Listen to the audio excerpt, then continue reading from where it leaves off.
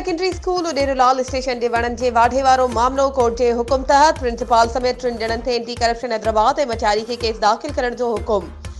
याद रहे त शहरी अब्दुल सत्तार सैतो पारां सेशन कोर्ट मटियारी में एक दरख्वास्त दाख़िल कई वई हुई त कोर्ट सगोरी जे हुकुम जे उबतड़ स्कूल के प्रिंसिपल रियाज़ अली